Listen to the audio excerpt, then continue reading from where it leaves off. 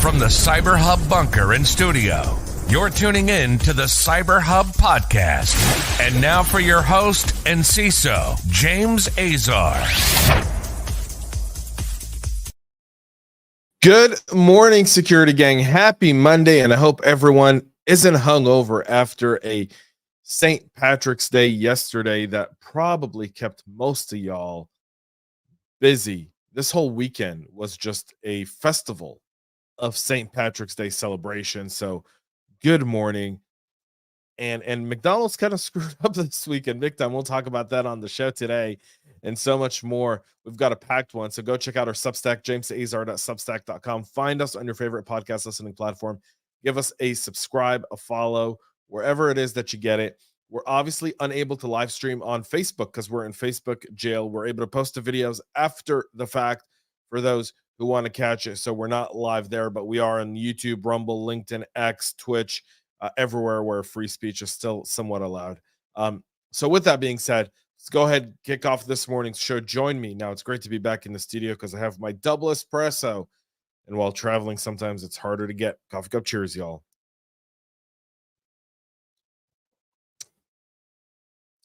Yeah, having a coffee with every single one of y'all is just a perfect start to any day. Let's go ahead and start with McDonald's global outage on a weekend where their 24-hour stores make a ton of money. McDonald's blamed a third-party service provider's configuration change, not a cyber attack, for the global outage that forced many of its fast food restaurants to close over the weekend. According to a statement shared by the CIO, Brian Rice, the global technology system outage begun around midnight Central Time on Friday. However, the outage still impacted some McDonald's restaurants, even though some of the root issues were quickly identified and corrected. Rice said many markets were online and in the process of coming online, but they're still experiencing some issues. Now, why is this being disputed? Because the portal within McDonald's said, and this is going to be the fifth line here, please know the issue is not directly caused by a cybersecurity issue, and our teams are continuing to investigate and fully remediate the issue. Meaning, because they kind of put the cybersecurity thing in the statement, well, there you've got it. And it started a whole bunch of rumors on Reddit. I don't know if y'all will like just watching what was going on in Reddit was like, oh, it's out. The massive outage did impact restaurants worldwide, including these United States, the UK, Japan, Australia, Canada, the Netherlands, Italy, and New Zealand. Why anyone would Italy would eat McDonald's is mind-boggling to me. We're aware of a technology outage which impacted restaurants. The issue is now being resolved, according to McDonald's. And you can tell some of the signs that were on the restaurants. Again, some Reddit users were and some employees were saying they were getting yelled at for having to take paper orders and people pay by cash. So here's the deal, people. Plan out better. Carry cash. Don't trust credit. I can keep going. Where's your business continuity plan? The city of Birmingham, Alabama, is still experiencing outages that's limiting government services more than a week after network disruptions forced officials to switch to cash transactions and take other temporary actions. Now, you'd say, James, why is Birmingham, Alabama the second story on your Monday morning show? There could be more pressing issues. True. However, Birmingham, Alabama has really kind of became a staple in financial services. Many banks moved from the Northeast to Birmingham. And in fact, the Bible Belt is now the banking belt in many, many places. If you go all the way from Charlotte down to Alabama, that's all banking. And literally you take just it's there. Charlotte, Greenville, Atlanta, Birmingham. It's that curve right there. That's really, really huge. And the reason for it is because they've been really tight-lipped about what's going on. Whether it's been a ransomware attack or something else, it's still unknown. And again, lack of communication leads to these types of questions. And for the city of Birmingham, Alabama, I'd say look at the Microsoft doctrine. It really goes a long way into saying, how do you communicate with your stakeholders, with your customers, and everyone else while going through a significant incident. AL.com reported on Tuesday that the city sent an internal memo to city employees assuring that salaries would be paid this month and denying rumors that data had been stolen. The memo, written by city spokesperson Rick Journey, provided no specifics as to whether or not the city is dealing with a ransomware attack. Despite claiming the police operations were not affected, officials have said that the outage had impacted the systems officer used to check for outstanding warrants and stolen cars. All transactions for taxes, permits, and licenses had been affected by the outage. They urged the city of more than 200,000 residents to check social media for updates, but there's been none since Thursday. Obviously, Birmingham, just a short few-hour drive from Fulton County, where I live in Atlanta, and still recovering from a ransomware attack. So there's that. The International Monetary Fund recently detected an incident that involved over a dozen email accounts getting hacked. In a statement issued last week, the United Nations financial institution said it detected the security breach on February 16th. An investigation conducted with cybersecurity expert revealed that 11 IMF emails had been compromised. The hack accounts were resecured, and there's no indication at this point of an ongoing probe that the attacker gained access beyond these email accounts. The IMF takes prevention of and defenses against cyber incidents. They've given their normal stuff. Again, more of useless stuff coming from the UN here and the IMF. We'll see if they actually say who hacked their email or whether or not this is just one of those.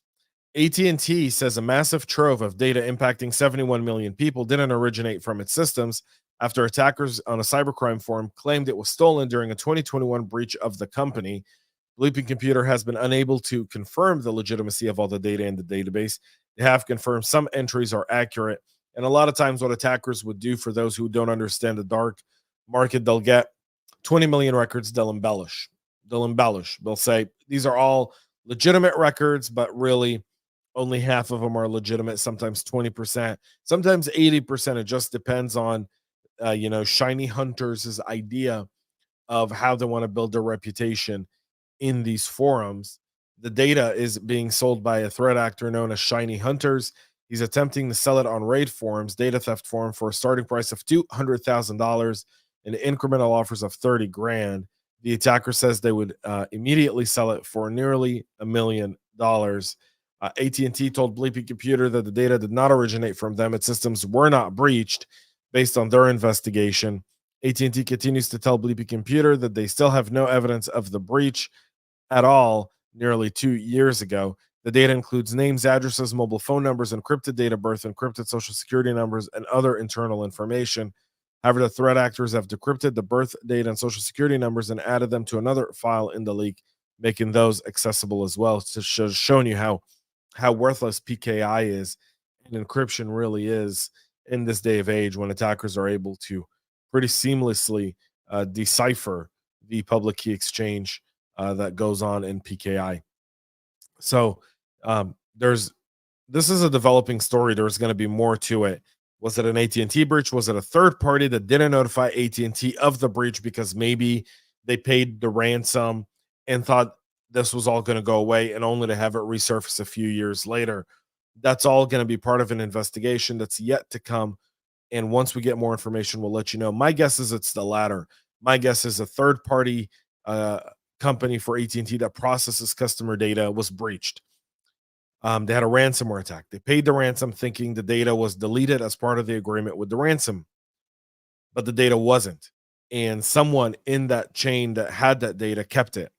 A few years later, brought it up. They may have been screwed out of another deal within the syndicate of criminals that they were in, and decided that I'm just going to monetize this one list I've got. That could also be a situation there. A team of researchers from the Graz University of Technology in Austria and the University of Reims in France have demonstrated a new graphics processing unit attack impacting several browsers and graphic cards. The research focused on the web GPU, an API that enables web developers to use the underlying system's GPU to carry out high-performance computing in a web browser. By leveraging the API, they've demonstrated an attack that works entirely from the web browsers using Java. This makes it easier to carry out remotely, but also limits the potential impact compared to previous attacks that require access to native GPU APIs. For instance, the exploit could be executed while a victim is reading an article on the malicious site. No other type of user interaction is required to conduct this type of attack. Now, again, this is research. It's not being used publicly. It's good to understand the kind of exploits that exist and fix them. And when the universities do these types of research and write it up, it's critical for us to look at these and then relate them to our environment. And once we understand what if they impact our environment, how do we mitigate this risk going forward? What are the ways where we can essentially say this is significant, and so much more. So we'll see how that goes. Obviously, there's more to this research, but it's good to know that these types of complex attacks that really don't require much outside of being on a malicious website by attackers in order to take advantage of them. This obviously impacts Mozilla, AMD, NVIDIA, and Chromium, who've all been notified. AMD does not believe that any exploit against AMD products is demonstrated by the researchers. Again, whether or not it's demonstrated or not is irrelevant, AMD. What's relevant is the fact that this attack could happen. It seems like they leveraged something you do in AMD, and it's worthwhile to look at. Not something urgent today, but it could be nice to have a disclaimer. AMD, be part of the solution, not part of the problem. Also now, a proof of concept code is now available for the critical severity vulnerability in the Fortra file catalyst workflow that allows remote attackers to execute arbitrary code. This is CVE 2024-25153, a CVSS score of 9.8. The issue is described as a directory traversal bug in the file catalyst workflows web portal, which provides file management capabilities to Fortra customers. The flaw was discovered in August of last year and addressed in version 5.1.6 build 114 without a CVE identifier. However, now that there's a proof of concept exploit and there's still unpatched systems, they've assigned it a CVE and are now coming out saying, please get this patched. Please make sure to do so right away. The Russia-linked hacker APT Group 28 has been linked to multiple ongoing phishing campaigns that employ lurid documents imitating government and NGOs in Europe, the South Caucasus, Central Asia, and North and South America. The uncovered lures includes a mixture of internal and publicly available documents, as well as a possible actor-generated document associated with finance, critical infrastructure, executive engagements, cybersecurity, maritime security, healthcare, business, and defense industrial production, according to IBM X-Force. The tech company is tracking the activity under the moniker ITG05, which is also known as Fancy Bear. See all these names here? Doesn't help us. Doesn't at all. Fancy Bear, Russian groups, bears, Chinese groups, pandas, Iranian groups, kitten. Let's just stick with those names. Fair? Come on. Do better. APT's also targeted Ukrainian government entities and Polish organizations with these phishing messages as well. And over the weekend, obviously, the Russian elections in Russia, where Putin won 87% of the votes, y'all. 87. So the phishing attacks impersonate entities from several countries like Argentina, Ukraine, Georgia, Belarus, Kazakhstan, Poland, Armenia, Azerbaijan, and the United States, putting to use a mix of authentic, publicly available government and non-government to activate the infection chain. It's elaborate in the way it's actually put together, and they're using different payloads as well, which is another piece of this. So it's not one payload, but multiple payloads. The MassPy, Ocean Map, Steel Hook, and then they're using more capable versions of Credo Map, and so they're making sure they're evasive. They're watching what we do and how we identify, and they're using that as well. And finally, the FCC voted to create the long-anticipated U.S. Cyber Trust Mark program for IoT equipment. This program is voluntary, and it'll allow makers of IoT products ranging from home security cameras to baby monitors and internet-connected appliances to submit their products for testing and evaluation under third-party administrators. It would then get a Cyber Trust Mark for its security. FCC Chair Jessica Rosenworcel said in a statement on Thursday that our expectation is that over time, more companies will use the Cyber Trust Mark and more consumers will demand it. This has the power to become the worldwide standard for securing Internet of Things devices. I hope you're right, Jessica. I'm just not as optimistic as you are in terms of companies submitting for this or even the testing being done accurately. That's it for our show this morning. We'll be back tomorrow, 9 a.m. Eastern, live with all the latest and greatest. Please make sure to tune in. And again, this week, focus on the basics, the fundamentals. Security is about fundamentals, vulnerability management, patch management, and making sure your employees are alert and understand how you make money and how your business operates. That's really, really critical. Thank you for tuning in. Have a great rest of your day. Have a great week. And most importantly, y'all, stay cyber safe. We love feedback, so make sure to connect with us on social media and subscribe to our podcast on your favorite podcast listening platform.